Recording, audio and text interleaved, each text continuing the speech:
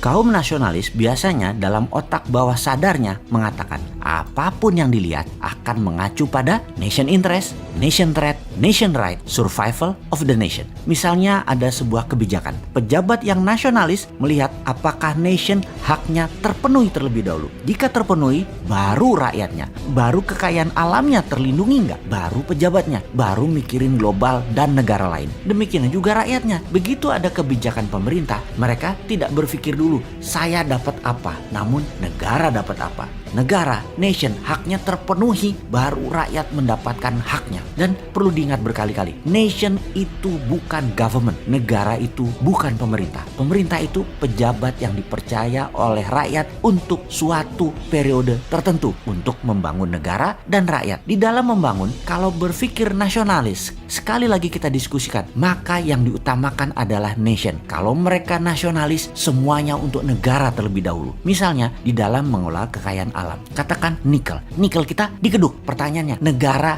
dapatnya apa? Rakyat dapatnya apa? Alamnya tetap terjaga atau brutal mining penambangannya sehingga rusak itu alam sisanya? Maka di dalam perjalanan bernegara, kita harus waspada sebagai rakyat. Pejabatnya nasionaliskah atau individualis? Atau melayani suatu kepentingan? Biasanya yang dilayani tentunya yang paling menguntungkan dirinya. Kalau melayani rakyat, pasti rakyat diuntungkan. Itu seharusnya. Tetapi apakah pejabat negara seperti itu? Sebentar, bagaimana kalau kita ke negara tetangga kecil kita di wilayah selatan Pasifik? Hanya sebagai contoh. Tujuannya apa? Tujuannya adalah kita ingin samakan persepsi kita, wahai kaum nasionalis New Mind. Kita pasti semua setuju. Salah satu kewajiban pengelolaan ESDM adalah sustainable sumber daya alam, bukan eksploitasi secepat-cepatnya seperti sekarang. Bukan juga digadaikan seperti sekarang dan diambil uangnya sekarang, tetapi dikelola dengan bijak agar bisa dipakai seoptimum mungkin, sepanjang mungkin dengan keuntungan terbaik. Warisan ke anak cucu kita dan pastikan 1000 tahun lagi negara Indonesia masih ada beserta kekayaan alamnya. Sekarang kita mengambil sebuah pelajaran mengelola sumber daya alam dan sampailah kita ke Nauru. Saya waktu itu ke Nauru, sebuah negara kecil di sisi timur laut wilayah Indonesia. Negara ini ada lucunya. Pesawat terbang kalau mendarat itu jalanan highway-nya, mobil-mobil pada minggir dulu, jadi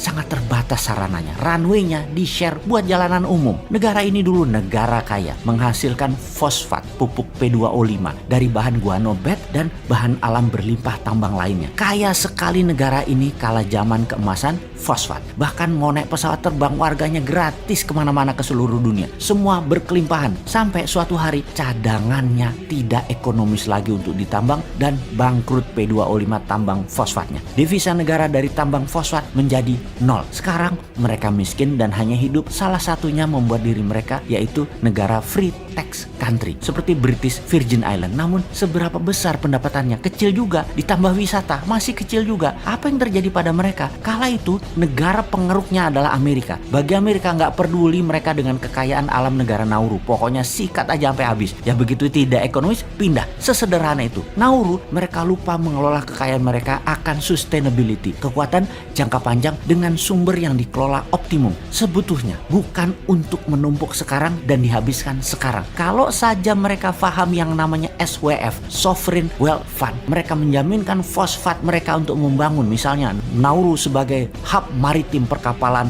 ikan selatan Pasifik, negara turis dengan kasino layaknya Monaco misalnya, membangun free tax country lebih cepat di mana fosfat tadi ketika habis bukan habis hanya mendapatkan pajak saja namun pokoknya juga dapat. Mereka sudah gantikan kekayaan alam tadi dengan aset produktif lainnya. Bukan hanya dapat uang kecil dari pajak buat biaya konsumtif seperti negara tetangga lakukan saat ini ketika anggaran belanja negaranya minus. Kembali ke pengalaman Nauru, begini melihatnya. Kalau menggunakan SWF yang benar ala MMT, maka kekayaan alam 100% punya negara. Kalau ditambang kayak sekarang, beda manajemennya karena kekayaan alamnya jadi milik perusahaan asing, negara hanya dapat pajak. Disinilah bedanya SWF MMT versi kita. Sekali lagi, kalau SWF MMT versi kita 100% kekayaan alamnya punya negara, bukan punya perusahaan, dan negara bukan hanya dapat pajak tapi dapat kekayaan alamnya plus pajaknya. Jadi kalau kita melihat kebijakan Nauru 20 tahun yang lalu jadi miskin karena alamnya dijual ke asing dan negaranya hanya dapat pajak, maka